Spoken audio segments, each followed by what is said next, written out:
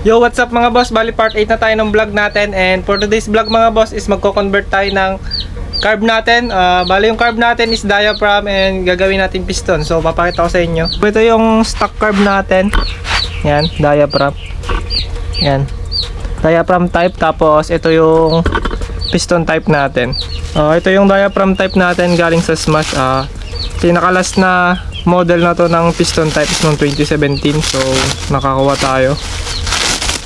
So kung gusto niya pala mag-order ng ganito second hand, nakuha ko pala to is 1,750.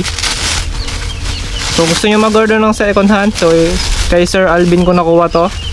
Ilalagay ko sa description box and or comment section yung link ng FB page niya and i-message niyo siya. Kaya yung piston, yan.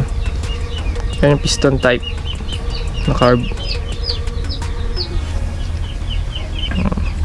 So stock to. Dito replacement. So para natin malalaman kung hindi replacement. So ayan, meron siyang 45H. Ibig sabihin galing do sa Smash talaga. And hindi siya replacement na iba ng. Tapos ito din, meron din siyang 45H. So ayun, baklasin na natin yung stock and linisin na rin natin tong piston type. And baklasin na natin to mga boss.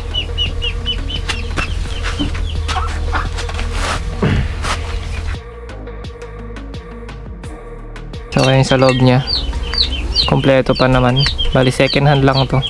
So linisin na natin mga boss. And so ayun mga boss, okay na yan.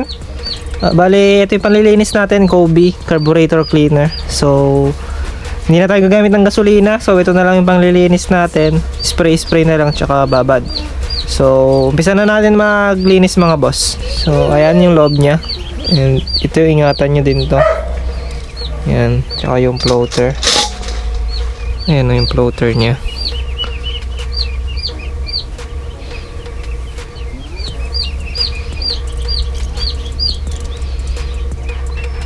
Tsaka to. So dito ay may tutusukin tayo dito para matanggal. Ayan. Tapos itong mga main jet tanggalin natin. Tsaka ito manifold. So walisin muna natin itong manifold niya mga boss.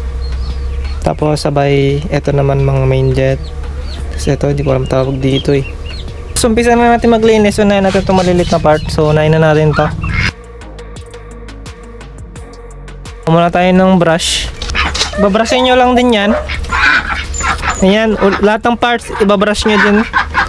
So paulit-ulit lang yung gagawin natin, pero hindi ko na i-video mga boss para hindi tumagal yung video natin. Mga boss, bali nalinis ko na. Magpasensya nyo yung nilalagyan ko, trip ng kaldero. So ayan, nalinis na natin. Ibabalik na lang natin ito mga boss. Tapos di ko na siguro i-video na ibabalik ko itong mga boss. I-video ko na lang kapag install na natin sa motor natin, tapos ilalagay natin yung cable, mga iba pa. So assemblein muna natin, tapos ipapakita ko sa inyo yung finished product. Bali natanggal na natin. And tanggalin na lang natin itong mga hose na to, yung mga yan. Alisin na rin natin itong ASB nya mga boss. Yan, alisin na rin natin to para mas malinis tignan. So yun lang naman tatanggalin dyan. Yan doon na bolts tsaka nasa ilalim. So alisin na natin. Tapos pansamantala takpan natin muna ng piso yung sa ESB. Bali natanggalan na natin yung ESB nya. So ayan na yon. So, tapos i-rotate na rin natin yung carb nya pa kaliwa. So hindi natin siya itatapat dito sa spark plug para safety, for the safety ng motor din. So doon natin siya sa kaliwa ipapaling. So lagyan na natin ng rotator mga boss. Install na natin tong rotator nya. Okay na. Nilagay na natin. Yan, plug and play lang naman to. Tapos ilagay na natin yung manifold. Yung sa stock, kung may nabili kayo second hand na walang o-ring dito, sa stock meron. Ayun yung ilalagay nyo dito. Yan, so install na natin to mga boss. Ang gagamitin yung bolts dito is yung sa stock lang din. So ayan, ganyan. Hanap nyo lang ng magandang pwesto. Yan. Mga boss, na-rotate na natin. Nandiyan na sa may kaliwa, nakabaling na sa kaliwa. Ayan yung itsura nya sa harap, ayan. So, ang next natin na ilalagay is yung cable na niya na pang piston din. So, yung stock hindi na pwedeng ilagay yon. So, bibili din kayo ng pang piston type. Ito yung piston type natin na cable. So, dito ko nabili yan kay Boss Doms. Yan, Doms Online Motor Parts. Yan. So, follow nyo yung page niya. And nag-vlog din yan. So, ayan. Ito yung pang piston.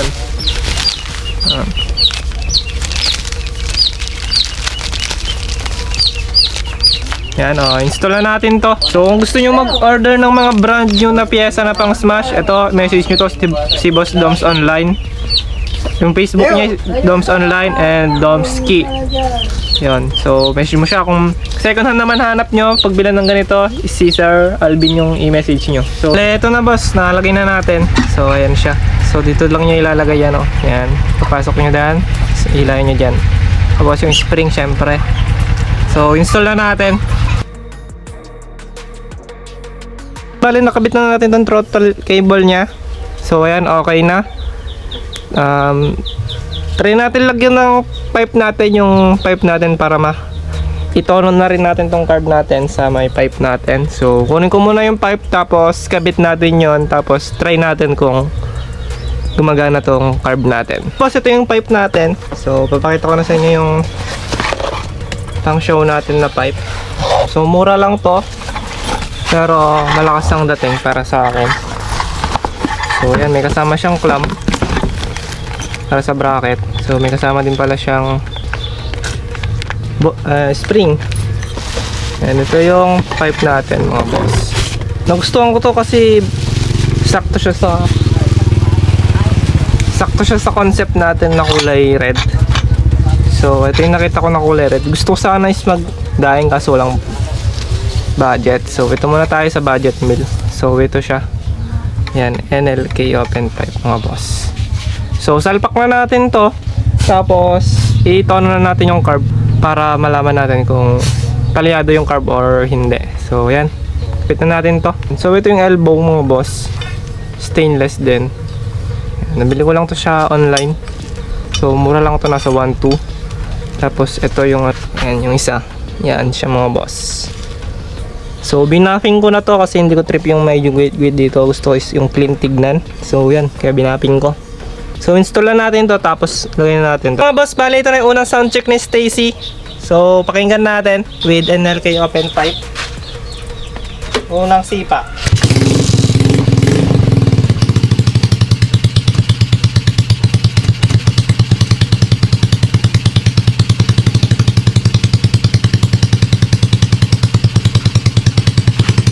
So, ayan na yung unang sound check ni Stacy, mga boss. Medyo mataas yung minor natin. Taasan natin, baba natin yung minor natin, mga boss. So, ayan yung tambutso ni Stacy.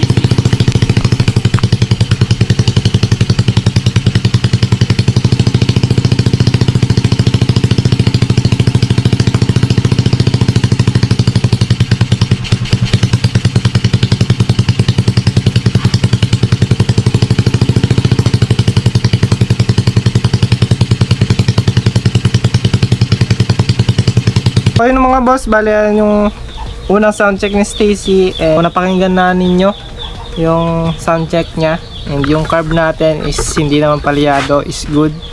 So ayun mga boss, bali dito ko natatapusin tong vlog. Maraming salamat sa panonood ninyo. Abangan nyo yung next part natin. Ride safe and peace out.